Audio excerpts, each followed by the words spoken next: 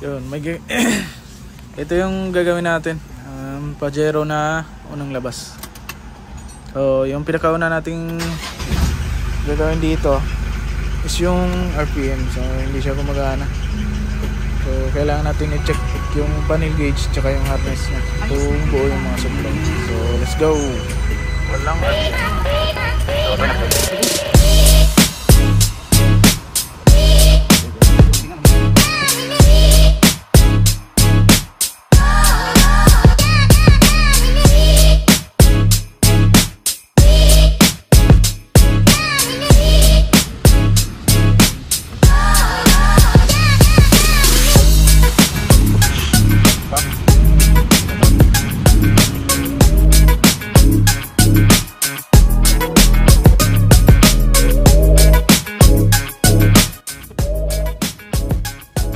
Finally, tumana na siya ulit.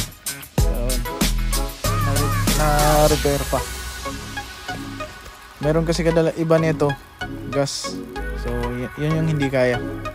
Hindi kayang gawin na mapagana dito sa diesel. Hindi pa namin kaya. So, buti na lang diesel to. Madali lang na gawin. Ito naman pala yung kasunod natin gawin. Yung flasher. Pag pinindot mo to, grabe yung lagitik niya. Yan, pansinin nyo yung tunog ng relay. Sobrang ingay, sobrang bilis. So yung pinaka hinala ko dito is yung flasher relay agad. So kareton tayo agad kasi may supply na siya. Kaso nga lang mabilis yan. Sobrang bilis. Sobrang nagmamadali si boss.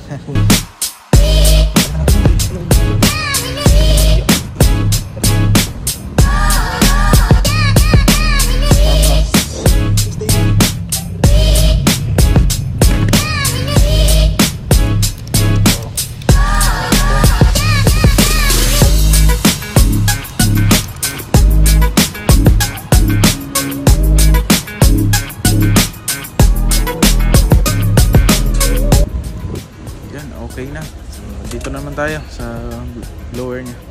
Yung blower pala niya, walang hangin sa 1.2 pero meron sa 3.4.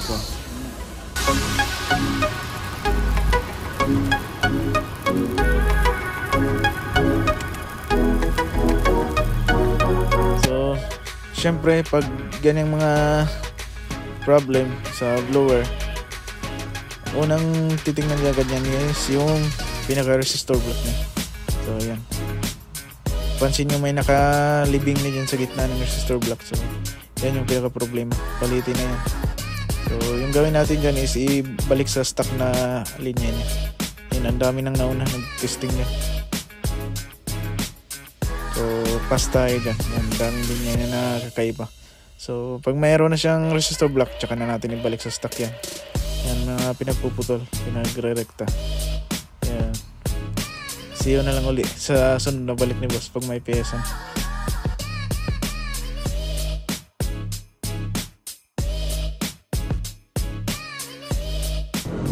So ito naman sunod natin gawin yung fog lights. Isa lang yung ilaw. So check natin yung ilaw, then pag sira palitan natin.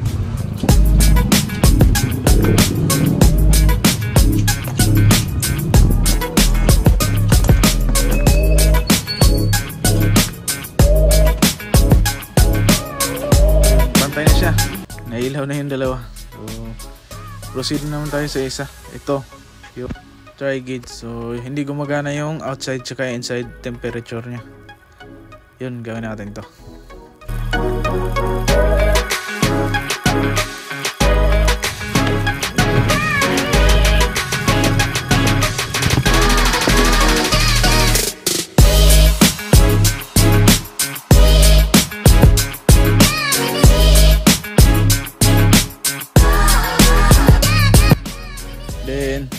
Testing na natin if okay na. So condition, and yan, gumagana na yung temperature niya outside tsaka inside.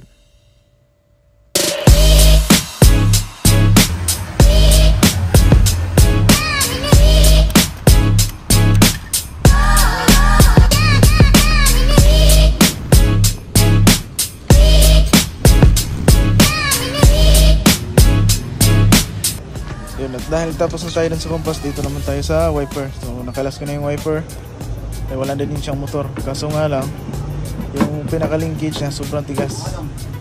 Yun, pansin niyo yun. Sobrang tigas talaga niya. Kaya ang nangyari sa wiper motor niya, yun, sunog na sunog. Tsaka yung lagayan na, yung magnet niya, nagdikit na, natanggal.